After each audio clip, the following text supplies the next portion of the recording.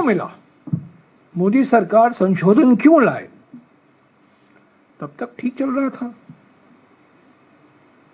Right to information act सारी जगह चर्चा हुआ करती थी, अखबारों में कई पत्रकारों को जानकारी मिल रही थी। आरटीआई आपको अफसर लोग या मंत्री लोग जानकारी नहीं देते थे, आप लोग आरटीआई लगाते थे, और आरटीआई द्वारा कितने अखबारों में समाचार छपे हैं, टीवी चैनलों में समाचार आया है आरटीआई द्वारा।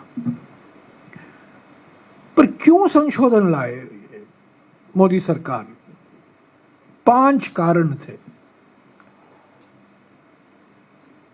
पहला कारण यह था कि आरटीआई जो इंफॉर्मेशन कमीशन है, सेंट्रल इंफॉर्मेशन कमीशन के मुखिया है, जो सीआईसी है, उन्होंने एक निर्णय दिया कि प्रधानमंत्री के तथाकथित degree MA in entire political science की जानकारी हासिल होनी चाहिए। उन्होंने तो एक सनसनीखेज निर्णय था ये। सीआईसी ने कहा कि प्रधानमंत्री के डिग्री की जानकारी जो मांग रहे हैं उनको देना जरूरी है। तो नाराजगी का पहला कारण पीएम की तथाकथित एमए एंटायर पॉलिटिकल साइंस की डिग्री। दूसरा कारण, प्रधानमंत्री ने कई बार ये दावा किया कि करोड़ों लोगों का राशन कार्ड फर्जी राशन कार्ड है, बोगस राशन कार्ड है। तो आरटीआई से जब जानकारी आई तो ये पता चला कि जो ये प्रधानमंत्री के दावे हैं ये गलत हैं।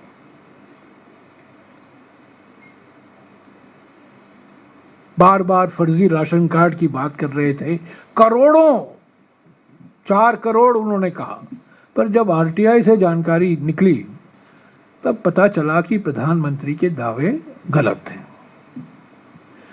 तीसरा कारण, महत्वपूर्ण कारण, आरटीआई से निकाली गई जानकारी के अनुसार नोटबंदी के 4 घंटे पहले, आपको याद होगा प्रधानमंत्री ने 8 नवंबर 2016 को देश को संबोधित किया था। नोटबंदी का ऐलान 8 बजे को हुआ था, मित्रों के बाद। 4 घंटे पहले ये आरटीआई द्वारा जानकारी निकाला गया किसी ने कि 4 घंटे पहले रिजर्व बैंक ऑफ इंडिया की जो सेंट्रल कमेटी होती है उसकी बैठक हुई थी, और उस बैठक में ये कहा गया था कि नोटबंदी से काले धन पर कोई असर नहीं होने वाला है, ब्लैक मनी नहीं निकाला जा सकता है डिमोनेटाइजेशन से। और ये जो बार बार प्रधानमंत्री ने दोहराया कि काउंटरफिट नोट यानी कि फर्जी नोट, ये भी समाप्त हो जाएंगे।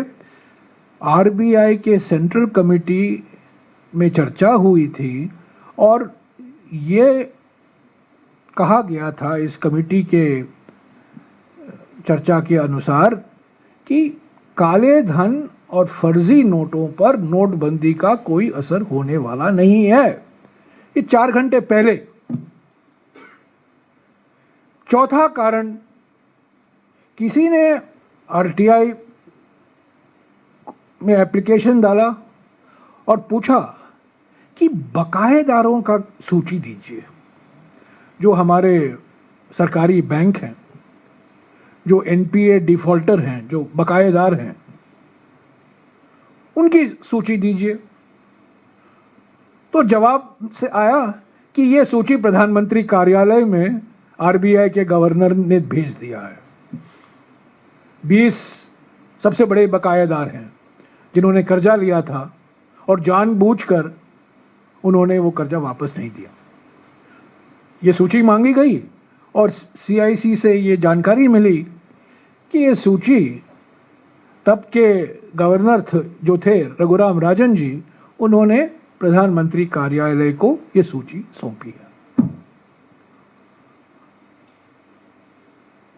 और पांचवा कारण, किसी ने ये एप्लीकेशन से जानकारी मांगी कि कितना काला धन वापस आया है। प्रधानमंत्री ने कहा था कि हर एक के खाते में 15 लाख रुपया जाएगा, कितना आया है?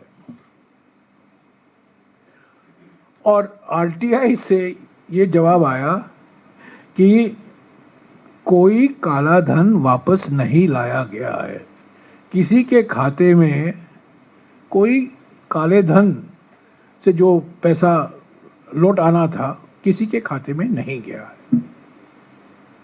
तो साथियों, ये 5 कारण थे। पीएम के डिग्री, बोगस राशन कार्ड के गलत आंकड़े प्रधानमंत्री द्वारा, नोटबंदी, रिजर्व बैंक की नोटबंदी पर